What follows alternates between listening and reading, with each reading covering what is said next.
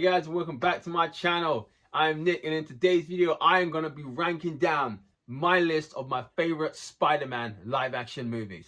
Let's go. So like I said, I'm going to be ranking down the best Spider-Man movies in the order that I prefer them in, and it's not going to be included in Into the Spider-Verse. It will be strictly live action movies, no animated films. So let's get straight into it and get right to the list. So right at the bottom of the list is this Amazing Spider-Man 2. The film with the Amazing Spider-Man costume, but terrible movie. I mean, I did not like this film one bit. I thought Electro was ridiculous. I thought the Goblin was ridiculous. I thought Gwen's death was inevitable. I mean, why was she continuously getting involved in fights? I mean, what was she doing at the electrical plant in the first place? Why is he allowing this powerless girl to be there while he's fighting these super-powered villains? I mean, what is she doing there? How can she help him at all? I really don't understand the mindset of her. It's like, why are you here? What can you possibly do to help Peter? You can't do anything. If anything, you're just gonna put his life at risk by being there. And that's one of the reasons I just did not like this film.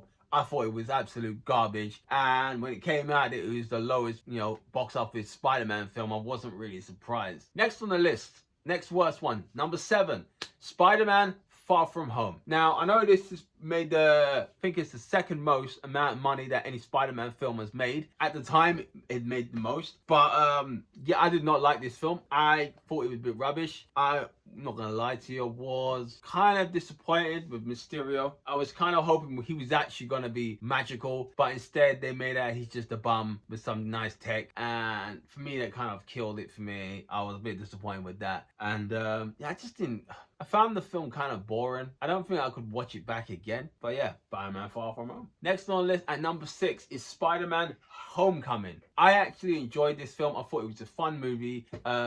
Definitely, teenage boys, younger boys are gonna love this film, as it's really aimed at them. Tom Holland looking so young. I thought it was a really good film, and I think Iron Man was a great little touch in it. I think it's not, he wasn't essential to the plot, but I think he was in it just enough. I think a bit more would have been too much, but I think it was a great transitional period for people that weren't really on board with a new Spider-Man, and I think having Tony Stark in it kind of helped with that transition, and I actually really enjoyed this film. And number 5 is a film that a lot of people don't like, but I actually love this film. It's Spider-Man 3.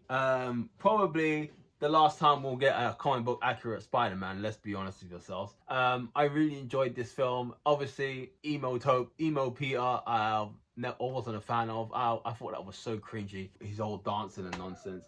But I guess you gotta realize the idea that they're trying to put across is that the symbiote is literally altering Peter's personality and everything, and I guess that's what they're getting across. But other than that, I thought the film was alright. Venom, so, it wasn't as bad as some people are saying, but some of the things that made it bad were easily avoidable. So I think that part is more irritating. But everyone else I thought was okay. I thought it was a good movie. I liked Harry's arc in it. I thought it was really good. How he's the villain, and he's the good guy, and then he dies. And I thought it was really sad. But yeah, I really enjoyed that film. Number 4 on the list, Amazing Spider-Man 1, Andrew Garfield's first film. I thought the first one was alright. Obviously, at the time, I was not a fan of the film. I was too busy being pissed off that Tobey Maguire wasn't Spider-Man anymore. But over time, as I've gotten older, I've learned to appreciate that movie, that it was actually a good movie, and it was a good Spider-Man movie. Number 3 on the list, might shock a few people, is Spider-Man No Way Home. The one where we got all the Spider-Mans back, something that I never thought I would see in my lifetime, but we got it. Marvel and Sony pulled it off, and it was beautiful to see all of them back together. I really enjoyed the back and forth talking about, Tobey Maguire's Peter's webbing coming out of his wrist and not on it,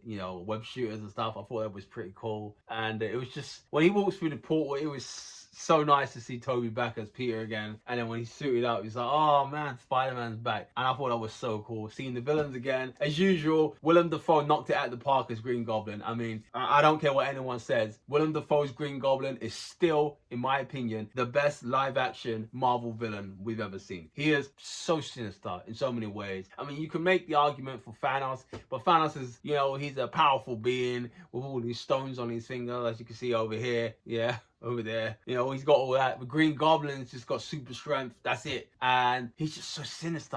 I love the way he played Green Goblin. And it was so great to see him back again. Yeah, it looked like he hadn't aged a day. Number 2 on the list is Spider-Man 1. Spider-Man 1 for me is still one of my most favorite Spider-Man films. When I watch it, I just got this little childish smile on my face because to some degree, it's like the comic books have come to life, and it's as close as we're gonna get to comic book accurate Spider-Man. I still love that film. I still think Kirsten Dunst looks amazing in it as Mary Jane. And yeah, number 1 on the list, probably no surprise, Spider-Man 2. I mean, you're gonna have to go a long way to find many comic book movies better than Spider-Man 2.